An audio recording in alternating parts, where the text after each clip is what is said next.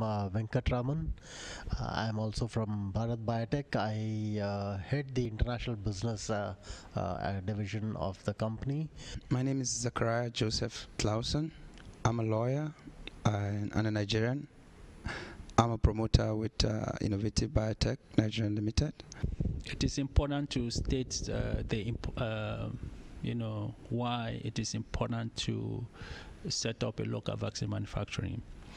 If you look at statistics today, you will see that 56% of communicable diseases account for communicable diseases account for 56% of disease burden in the developing world, versus just 6% in the developed world. So there's no way.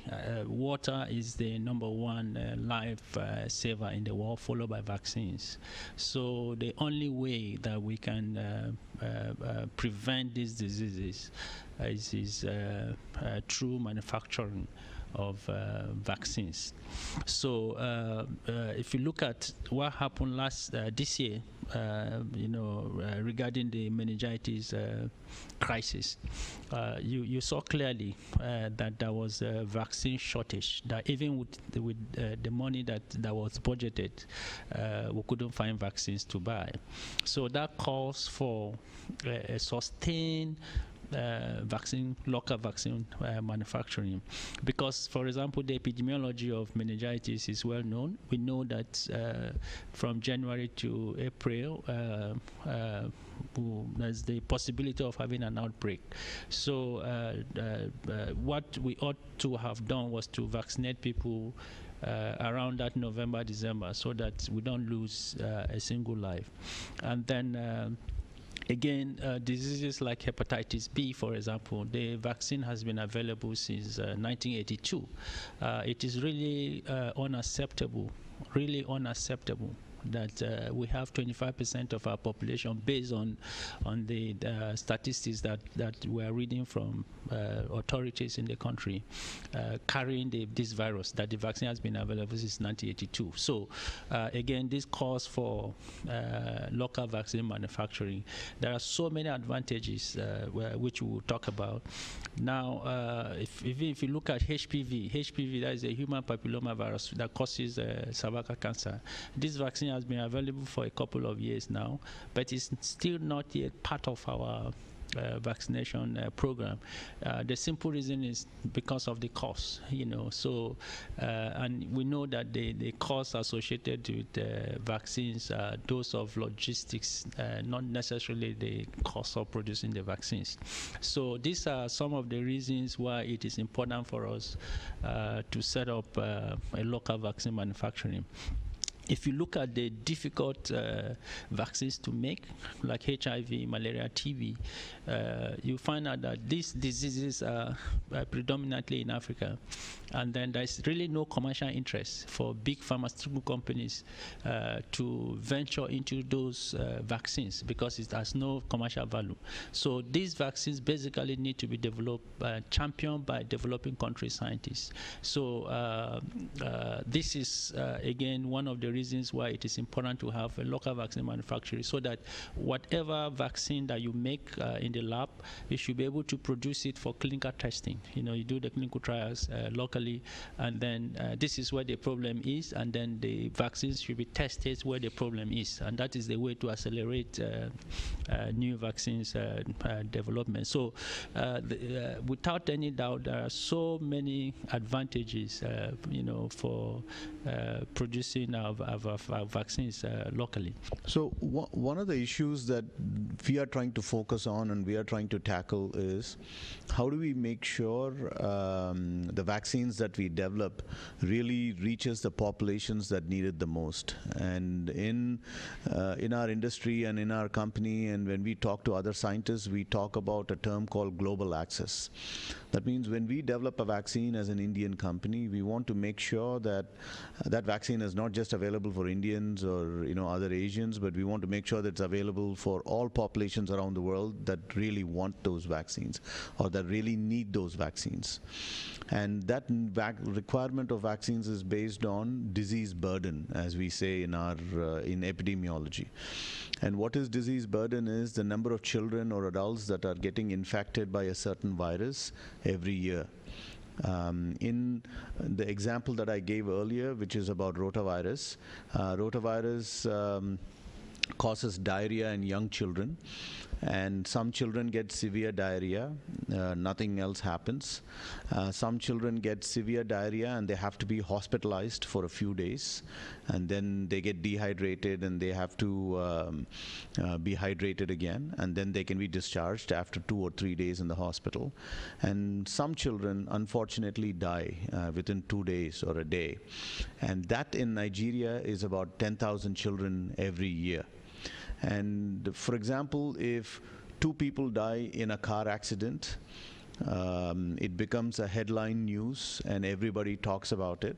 But if you can imagine, 10,000 people, 10,000 children are dying in Nigeria every year, which means it's almost 30 or 35 children every day, which means a child is dying every 1 hour, and none of us seem to be taking it very seriously. You don't see a headline news anywhere saying that so many children are dying, but the reality is many children are dying.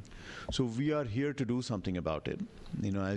As I mentioned earlier, we did develop a vaccine for it from 1999 to 2014.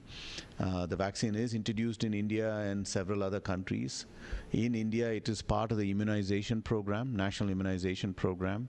And even in Nigeria now, along with Innovative Biotech, we are talking to the government to see whether our vaccine can be introduced into the Nigerian national immunization program so that it can start saving lives in Nigeria. And how do we propose to do that?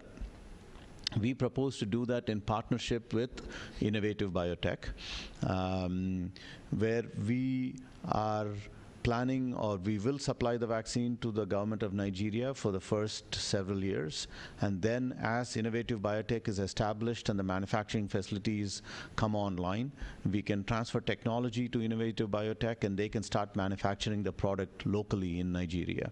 The solution for us is to build a vaccine manufacturing plant in Nigeria, and we already have a plan. We are working with 2 German companies, famous big German companies like Bosch and Mack. We've signed MOU with them. We are looking to have a formal signing ceremony sometimes next month or November to actually launch this project. And based on our discussions with those technical partners, it will take about 18 months to 24 months to have a turnkey facility ready for vaccine manufacturing in Nigeria. We also have 2 other partners from the US that will be around during the signing ceremony, and our friends from India that will be transferring some of the key technologies for the various vaccines that they're manufacturing. We're looking to also have them around during the the signing ceremony. So this is practical. This will be done, and then that is why we need the support of everyone. We have various options to make this happen. We have the technical know-how to make this happen. We have assembled the best partners in the world, and then we have local capabilities, even though our local staff will be trained on the various aspects of vaccine manufacturing. And then the area that we are working on now is to raise the funds to be able to make this become a reality. And we have various options. One option is to assemble investors. Of course, we've talked to various investors, and I mean, we have investor that they're willing to put in a lot of money to the tune of 10 billion, for example, naira, to set this vaccine. The problem with that is that it becomes a business. As you know, vaccines should be something that should be social. Something that the focus here is to make vaccines affordable to the ordinary people. We want a situation where the least in the country should be able to, should have access to the products that we'll be making. And then we chose the route of crowdfunding. And then we saw a partner in Brekete because of the millions of followers that they have. So I think through this platform, we should be able to get millions and millions of Nigerians donating small money, very small money each, to raise the fund that we need, and that way we'll achieve our goal of making products that would be really, really affordable to the ordinary people. And I think Dr. Agwale brought up a good point. I mean, why are we looking at this crowdfunding source or a platform to raise funding for this much needed project for Nigeria? If we already have funding opportunities from banks, we have funding opportunities from large investors, we have funding opportunities available from also private equity investment banks. The issue in vaccine companies is that it takes a long time to establish a company. It takes a minimum of 3, 4, 5 years to establish a company. That means build a company, to qualify it, to validate it, to start manufacturing product from that facility, and to start shipping out product. That is one step. And the second step is then to develop a product. To develop a product also, it takes anywhere on average from 10 to 15 years to develop a product.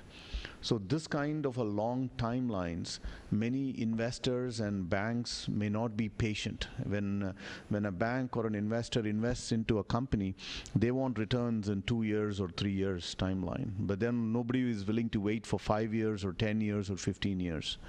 That is one problem. And the second issue is that if there is private investments into a company of this nature, which is intending to do low-cost vaccines for Nigeria and other parts of Africa, product pricing is an issue. Product pricing might have to be priced at a much higher price that might not be affordable for governments and local populations. So these are the two reasons why Dr. Agwale has taken, and Innovative Biotech has taken, this crowdfunding platform approach through the Brekete family. And in the last 2 days, the response has been very, very good, and we are looking for more response in the days and in the weeks to come, so that we can achieve our goal of establishing as a company. And also, vaccine manufacturing is inherently complicated. Because of that, worldwide, there are not more than 50 or 60 vaccine manufacturing companies worldwide. If you compare that to pharmaceutical companies that makes tablets and capsules, there are more than 100,000 pharmaceutical companies worldwide. So it is easy to establish pharmaceutical companies and sustain them, but vaccine companies are very, very complicated, time-consuming, and need a lot of money. And that is the reason why we have adopted this approach with the Brekete family. I think with this, I would rather conclude maybe to say that one thought that came to my mind with this collaboration, perhaps this would be the first vaccine manufacturing unit by the Nigerians, for the Nigerians, and with the Nigerians, I guess, so that no mother need to be worried that the baby will die of a preventable disease called rotavirus. Well, Nigerians, we've heard it all. This is history in the making. This is an opportunity for our country. This is the time. I want to use this opportunity to call on religious leaders, political leaders, all the youths technocrats, individuals, whoever you are, this is an opportunity for you to contribute your quota, to be part of something very meaningful and sustainable, not for ourselves sitting here, but for the entire country and Africa at large. The time has come. Thank you.